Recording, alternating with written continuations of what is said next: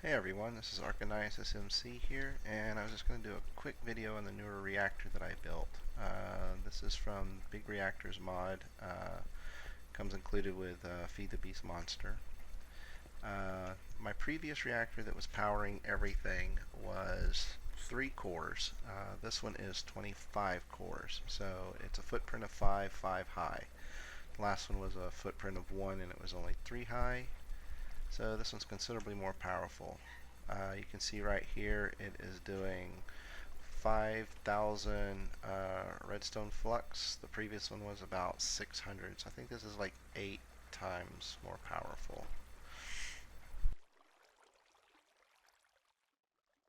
So a couple of the neat things about this one, aside from the size difference, is I've put 2 access ports on it. This is pretty standard for people that do these, but this is the first time I did it. Every time before I was doing manual fuel loading and unloading. So this actually loads it from the ME system. You can see it right here. Now this reactor will run off of 3 types of fuel. It'll run off of what is it? Yellorium. Hang on. Is it yellorium or yellerite? I can't remember. Yellorium ingots. It'll run off of raw uranium ingots, and that's what I'm running it off of primarily, because you get that from the pitch blend. Or it'll run it off of plutonium.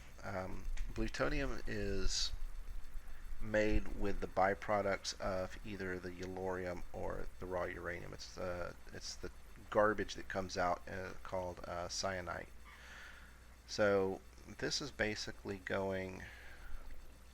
This is the input, so it'll put in yellorium first, raw uranium second, and if neither of those are available, plutonium. Over here, it will eject the trash, which will be, or the waste, which is the cyanide. So as part of this system, I have a cyanide reprocessor here, and this will take cyanide out of the system. You can see right here, cyanide ingot. It'll process it, and then it will take the plutonium and kick it back into the system to go back into here. I wish my cables were a little bit clean. I'm about to open this up to show you. The cyanide reprocessor takes water, so I have an aqueous accumulator down here, and it's piping water in. So let me start opening this up a little bit to show you what it looks like.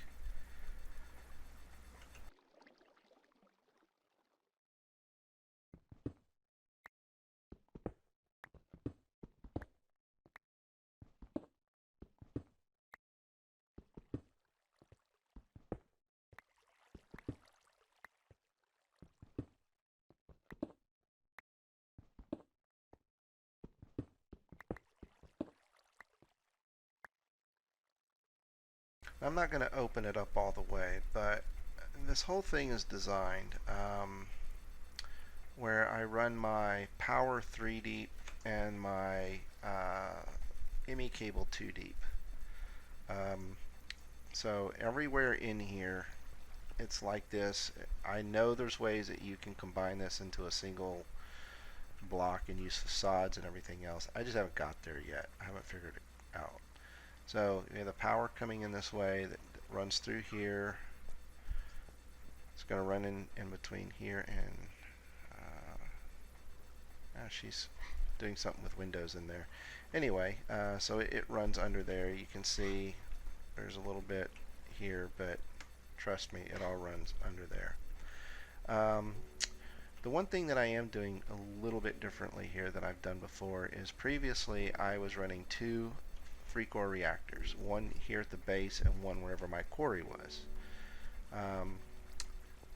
I've got to the point where I can actually build a couple of tesseracts, and I'm using those to transport my power to the quarries and anywhere else I need them. Hold on just a second and I'll show you. We'll go over to my quarry real quick.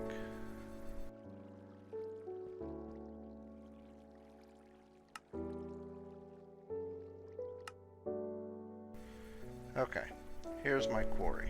And it's going to take a little bit to render because, good lord, this is the fourth run I've had in this section. I've got one here, there's one way over there.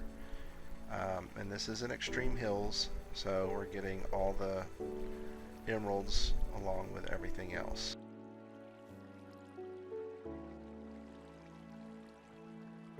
Huh, looks like there might have been an Enderman here. Anyway, so it's chugging along. I have the ender chest that's collecting everything. Tesseract that's taking the power. Yes, I know I can use the Tesseract to transport items as well. But I'm kind of doing baby steps. I already had it set up for the ender chest, so right now I'm only doing power. I did find out that you do have to have a conduit to give it power. I was thinking you could set it next to it, but it just didn't work. So yeah, this is what my quarry consists of now. I have 3 items that I have to bring, and we're good to go. I used to have to bring my entire sorting system. I even at one point had its own ME system, its own reactor, and I was sorting using diamond transport tubes, and it was just a big mess. I mean, it worked, but it was a big mess. But it did let me learn how the system went together.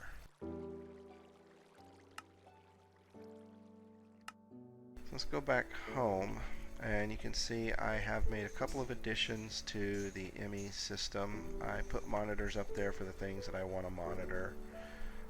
We have fuel, iron, coal, redstone, diamonds, emeralds, and gold. I could probably actually only do with one of those. The one I was interested in was fuel, but it didn't look right to me not having a monitor the same width as the network console.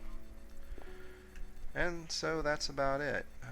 That's where we are with it. You can see, again, I've got to do facades. This is running upstairs to give her a crafting terminal in her kitchen. And she is currently replacing all of the blocks. She discovered micro blocks, and so she's making everything thin and wood and putting skylights in them and everything else. It sure does look a lot better to me than the gloomy old keep type thing that we had before. But anyway, here she is doing her thing. Yep, there goes Zora into her kitchen. Yep, headed to her access terminal.